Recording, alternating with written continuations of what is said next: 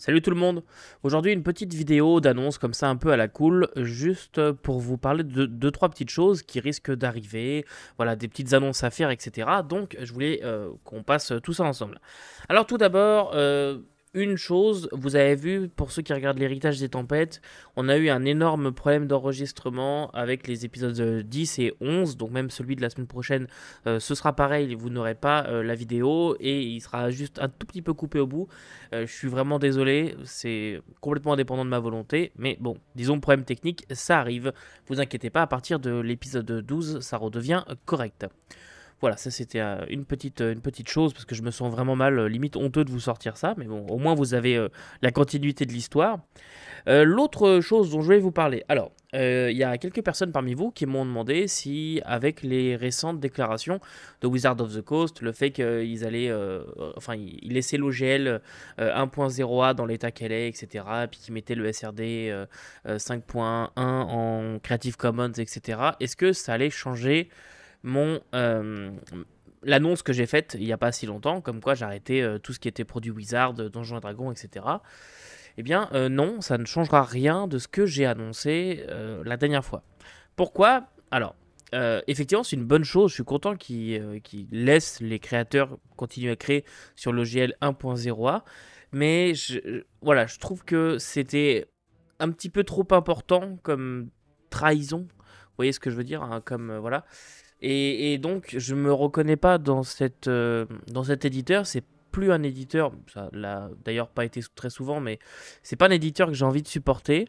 J'ai, en fait, je n'ai pas d'intérêt dans leurs produits. Déjà que je suis pas forcément un gros joueur de 5e à la base. Il y a ça aussi qui rentre en compte. J'ai pas bâti toute ma chaîne ou toutes mes parties en 5e. Donc on va dire que moi déjà la 5e de base, je m'en fous un petit peu. Mais bon, j'ai acheté quand même. J'ai même pas les livres de base en 5e, hein, c'est pour vous dire. Mais c'est quand même une gamme de produits que je suivais. Il y avait certaines choses que je voulais acheter, notamment Planescape qui arrivera bientôt. Je voulais acheter. Mais voilà, là je trouve qu'ils ont dépassé un petit peu les bornes et surtout je sens que cette annonce et surtout ce qu'ils font, ça sent un peu le coup fourré. Alors on pourra en reparler, pour l'instant c'est que des suppositions, etc. Mais à mon avis, le One D&D, la prochaine version du jeu qui va arriver, elle sera beaucoup moins rétro-compatible que ce qui avait été annoncé. Je le sens gros comme une maison, mais je n'ai aucune preuve et ce ne sont que des suppositions. Et j'espère me tromper pour les gens qui investissent dans ce jeu. Mais en tout cas, pour l'instant, je leur fais zéro confiance. Voilà. Et puis il y a d'autres choses et j'ai pas forcément le temps de tout lire et de tout faire jouer. Donc bah voilà, je vais passer mon tour. Donc je continue alors j'aime pas trop le terme de boycott, mais vous voyez, je continue à ne pas acheter de produits Wizard. Je ne parlerai pas de produits Wizard of the Coast. Voilà. L'autre chose aussi dont je dois vous parler, alors vous l'avez peut-être vu passer sur les réseaux, mais Cassandre, la Louve 3D que vous pouvez voir dans l'héritage des tempêtes avec qui je joue, a donc une activité de modélisation de figurines en 3D qui s'appelle la Louve 3D, vous l'aurez compris maintenant. Et Cassandre va bientôt lancer un nouveau Kickstarter au mois de mars et elle m'a demandé si je voulais apporter un petit peu ma contribution à ce Kickstarter qui va être un Kickstarter de financement de figurines à imprimer chez vous. Donc c'est des figurines qu'elle modélise en 3D et puis après vous achetez le fichier et vous pouvez les imprimer sur vos imprimantes 3D à la maison. Et après vous pouvez vous en servir dans vos parties, etc. si vous avez envie ou juste en décoration. Bref, vous faites bien ce que vous voulez. Et donc elle m'a demandé si j'étais intéressé par le fait d'écrire une petite aventure qui viendra se joindre à son Kickstarter en bonus, on va dire. Et donc j'ai accepté. Donc voilà, je vous annonce que pour ceux qui ne l'ont pas vu, il va y avoir une aventure que j'aurai écrite qui va évidemment tourner avec les figurines de la campagne. Évidemment, ça va les mettre en scène pour vous donner des idées, etc. de mise en scène. Et donc ce sera un scénario, on vous en dira beaucoup plus jusque là. Pour l'instant, je vous en dis pas trop. Tout ce que je peux vous dire par contre, c'est que ça va se jouer en Cypher System. Enfin, on vous fournira les statistiques, etc. pour le Cypher System. Donc voilà, je vous avais sorti la vidéo de présentation du jeu il y a quelques jours. Vous aurez la vidéo de présentation du système dans les jours qui arrivent. Donc normalement, vous aurez à peu près compris comment ça peut fonctionner et pourquoi est-ce que j'ai utilisé ce système-là. Et puis de toute façon, on en reparlera quand la campagne approchera, etc. Pour l'instant, je vous le dis juste pour ceux qui ne l'ont pas vu passer, il y aura une aventure que j'ai écrite en Cypher bientôt. Voilà. Autre chose aussi, j'ai 2 remerciements à faire. Alors tout d'abord, Vieux Geek. Vieux Geek m'a envoyé, il y a déjà quelques temps et en fait, entre-temps, on a eu la tempête OGL et tout ça, mais il m'a envoyé son aventure Mort Xenia, qui est sorti quasiment juste avant le début de la tempête au gel, donc c'était une aventure en 5e. Enfin, c'est toujours une aventure en 5e. Et donc il m'a envoyé le PDF gentiment en me demandant si je pouvais en parler, etc. J'ai pas pris le temps de le faire à cause de tout ça, mais je vais bientôt le faire. C'est une aventure qui est très marrante. Ça révolutionne pas les choses, mais c'est très très marrant, très fun à lire en tout cas. Je l'ai pas fait jouer encore, peut-être que ça arrivera, mais c'est vraiment très très fun, donc je vous parlerai de ça à l'occasion. Et je voulais le remercier, c'est la moindre des choses. Merci de m'avoir envoyé le PDF.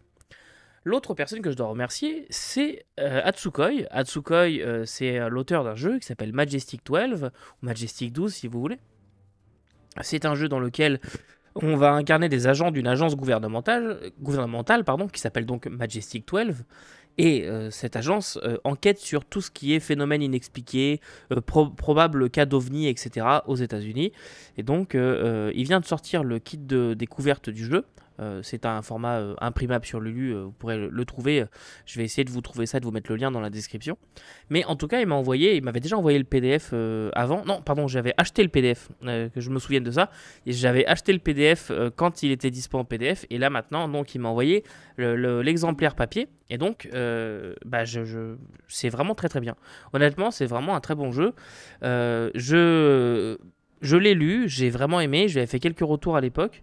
Et vraiment, c'est quelque chose de très bien dont je vous parlerai dans quelques temps. Euh, j'ai organisé aussi une partie de test pour ceux qui aimeraient, qui sont intéressés par ce genre de jeu. Donc il y a une partie de test qui est en cours sur le Discord. Enfin, elle n'est pas démarrée, hein, mais si vous voulez vous inscrire à la partie de test, il vous suffit de rejoindre le Discord. Et là, vous avez un channel dans lequel il y a écrit, c'est le channel inscription. Vous avez les parties qui sont listées et il vous suffit de vous inscrire pour la partie Majestic 12. Voilà, et comme ça on pourra tester tout ça ensemble. Mais je suis vraiment impressionné par la qualité de l'ensemble déjà. Honnêtement, même pour de l'impression à la demande, je trouvais que le papier qui est utilisé est vraiment bon. Alors je sais pas si c'est parce que je suis au Canada, je sais que des fois il y a des différences de papier en fonction des imprimeurs qui impriment. Mais là, j'ai été assez bluffé par la qualité de l'ouvrage final. Donc merci beaucoup à Tsukoi pour cet envoi, c'est très très gentil. Autre annonce que je dois vous faire pendant que j'y suis, c'est un petit peu la grosse annonce et ce pourquoi je voulais vous parler et pour lequel je patiente depuis quelques temps maintenant. Il y a à peu près 15 jours, un jour où je devais être fiévreux, alcoolisé ou j'en sais rien, honnêtement je sais pas trop ce qui m'est passé par la tête, j'ai décidé d'envoyer un courriel à un éditeur, un gros éditeur pour moi, en leur disant, en gros je paraphrase un petit peu, coucou c'est moi Ectelion de la chaîne au bazar d'Ectelion, j'aime beaucoup ce que vous faites, est-ce que ça vous dirait pas qu'on bosse un petit peu ensemble ? Et quelle ne fut pas ma surprise quand le lendemain matin, en me réveillant, j'ai vu que j'avais une réponse et que cette réponse était positive. Donc, je vous annonce officiellement aujourd'hui que Mongoose Publishing, l'éditeur de Traveler, devient un partenaire de la chaîne.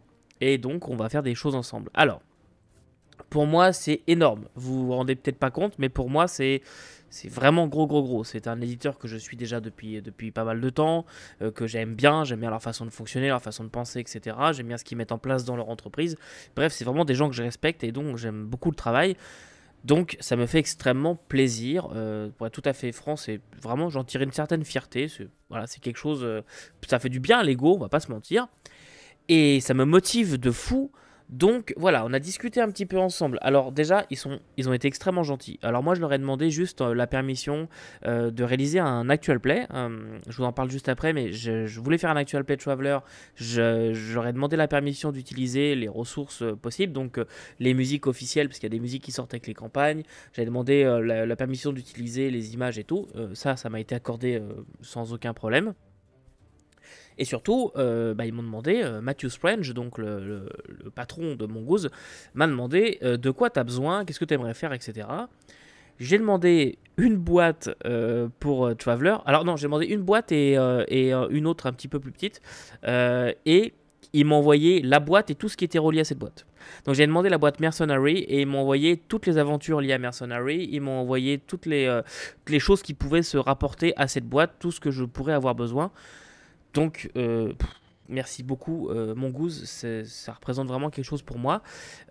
C'est pas, voilà, quand je contacte un éditeur, c'est pas juste pour essayer de gratter un jeu. À la base, je demande même pas forcément.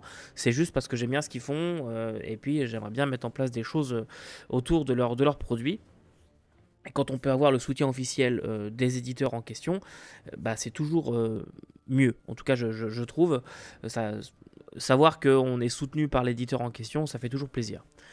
Donc voilà un peu ce qui va se passer dans les mois à venir, peut-être années, parce qu'il y a beaucoup à faire. Mais alors déjà, je vise un début d'actual play, j'aimerais bien, pour septembre. Alors j'en reparle après de l'actual play, mais d'abord pourquoi est-ce que je dis septembre? Déjà j'ai énormément de choses à faire avant, je ne sais pas encore ce que je vais jouer et tout.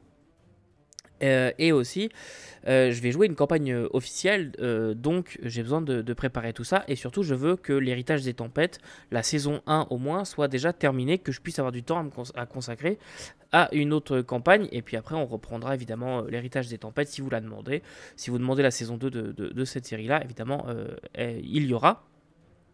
Mais je veux d'abord faire ça bien, donc moi j'y tiens, l'héritage des tempêtes. C'est pas parce que y a Mongoose dans l'histoire que je vais scraper ce qui existe déjà. Donc je vais d'abord vraiment me concentrer sur l'héritage des tempêtes avant de passer à autre chose. Enfin, de passer à autre chose, de faire une pause d'héritage pour aller dans Traveler. Mais en attendant, je vais mettre ce temps à profit. Je vais vous présenter. Alors, j'aimerais bien vous présenter toute la gamme Traveler au fur et à mesure, mais jusqu'à septembre, soit je vous parle que de Traveler, que de ça pendant tout le temps, et on ne parle de rien d'autre, soit il va falloir que je fasse des choix. Donc, évidemment, je ne vais pas vous saouler avec Traveler pendant 8 mois. On va simplement parler des ouvrages importants, des ouvrages de référence, du genre le livre de règles, le compagnon, 2-3 aventures, etc. Bref, on va faire une sélection dans les choses que je vais vous présenter pour qu'au moment de commencer la campagne, vous soyez au fait de comment ça marche, etc. Voilà, ça c'est une première chose. Maintenant, pour s'attarder un petit peu plus sur l'actual play. Alors, déjà, j'ai pris une grosse décision et je suis en réflexion sur d'autres que je vais vous partager aujourd'hui parce que j'aimerais bien avoir vos avis là-dessus. Donc déjà, j'aimerais bien que cette campagne, étant donné que Traveler, c'est pas un jeu à battle map très tactique et tout, je me suis dit que ce serait bien de la mettre aussi en audio seulement. Donc quand je publierai les épisodes, il y aura le format vidéo comme vous avez l'habitude avec l'habillage et tout, et puis il sera aussi disponible dans un format seulement audio sur les plateformes de podcast, hein, donc les Spotify, PodCloud, etc. Il y aura donc les épisodes en format audio seulement. Ça, c'est quelque chose qui est sûr et je pense que je vais petit à petit créer tout ce qu'il faut et pouvoir publier mon contenu en format audio seulement et à vous proposer les deux solutions. C'est d'ailleurs pour ça que les derniers épisodes, depuis que je suis sans la facecam, je vous dis jamais en fait ce que je montre à l'écran. Je vous mets des choses à l'écran, mais je dis jamais tiens, en ce moment vous voyez une image de X ou de Y. Je le dis plus. Comme ça, les gens qui pourraient potentiellement écouter en format juste audio ne sont pas perdus. Et ça, moi, c'est quelque chose que je trouve important. Je déteste quand j'écoute un podcast de jeu de rôle en podcast, quoi. Je déteste ça quand le gars dit « Je peux me mettre là ? Ici ? Non, plutôt là. » Ah, putain. S'il vous plaît, les gars, c'est pas très visuel, enfin, c'est pas très auditif comme repère. Donc, voilà, ça, c'était un point. Ça va être disponible en audio seulement. L'autre point sur lequel je suis en réflexion. Alors, c'est compliqué parce que c'est un bout que je connais pas du tout la proposition de vidéo et tout ça. Ce serait potentiellement d'enregistrer les épisodes en live. En fait, j'ai une idée qui est proposée dans une des campagnes, Deep Night Revelation, et je me dis que ça pourrait être bien à mettre en place. Ce serait... alors, quand je dis live, je parle de YouTube, Twitch seulement, je sais pas du tout encore, je connais pas du tout Twitch. Ce sera une des compétences que je devrais acquérir de plus dans cette aventure vidéoludique. Mais en fait, ce que propose la campagne, si on la fait jouer en actual play, ce serait d'avoir le chat qui soit membre de l'équipage. Alors, rapidement, en gros, le Deep Night Revelation, c'est un énorme vaisseau qui part dans un coin inexploré de la galaxie et c'est vraiment un très très gros vaisseau et les joueurs peuvent jouer à une ou plusieurs strates de l'équipage du vaisseau. Donc il y a le commandement, les officiers, etc., etc. Et je me dis que ça pourrait être sympa d'avoir le chat qui participe en tant que commandement. Par exemple, il pourrait décider si le vaisseau doit s'arrêter sur cette planète pour investiguer un signal qu'on a détecté, ou bien plutôt s'arrêter sur tel autre parce qu'il y a potentiellement une civilisation extraterrestre en danger, ou j'en sais rien. Voilà, quelque chose comme ça. Je me dis que ça pourrait être sympa que le chat décide en fait du voyage du vaisseau. Vous voyez ce que je veux dire? Que ce soit le chat qui décide de là où est-ce que va l'aventure, et que les joueurs donc puissent répondre un petit peu aux attentes du chat. Je trouverais ça intéressant avec des systèmes de sondage et tout. Ça me ferait plaisir de proposer ça, une aventure un petit peu plus interactive que simplement moi qui décide de où on va, ou les joueurs qui font leur truc et les gens qui regardent. Je trouve que ça peut être intéressant. Voilà, donc pour résumer un petit peu tout ça, merci beaucoup, beaucoup Mongoose Publishing de rejoindre l'aventure. Vous aurez bientôt du Traveler sur la chaîne, bientôt, j'espère, un actual play Traveler. En live ou pas, dites-moi ça en commentaire si ça pourrait vous intéresser. Dites-moi un peu ce que vous préférez comme format si vous écoutez des actual plays. Merci beaucoup à Vieux Geek et à Tsukoi pour m'avoir envoyé vos productions. Promis, j'en parle bientôt. Majestic 12, c'est vraiment un jeu qui m'a surpris, aussi par ses mécaniques, que normalement j'aurais pas été client de base. Et j'ai vraiment aimé la proposition. Et Mort Xenia, que vous pouvez retrouver sur Lulu, c'est aussi une proposition qui m'a bien plu. C'est très très drôle comme aventure. Il y a encore des choses qui m'ont marqué. Et puis voilà, hein, beaucoup de projets. L'aventure avec la Louve 3D, merci beaucoup, beaucoup à Cassandre de m'avoir fait cette proposition. Ça me fait extrêmement plaisir. Ça va me permettre aussi de me lancer dans toute cette aventure éditoriale d'écriture. Voilà, je me rends compte que déjà écrire pour les autres, c'est pas pareil qu'écrire pour soi. Mais en tout cas, ça me plaît beaucoup. On fera peut-être d'autres annonces dans plusieurs mois. Laissez-moi un peu le temps de souffler. Mais j'aurai peut-être quelque chose à vous proposer autour de ça. Et puis voilà. En attendant, écoutez, moi je vous laisse. N'oubliez pas que vous pouvez pas tout lire et tout faire jouer, mais vous pouvez toujours essayer. Salut.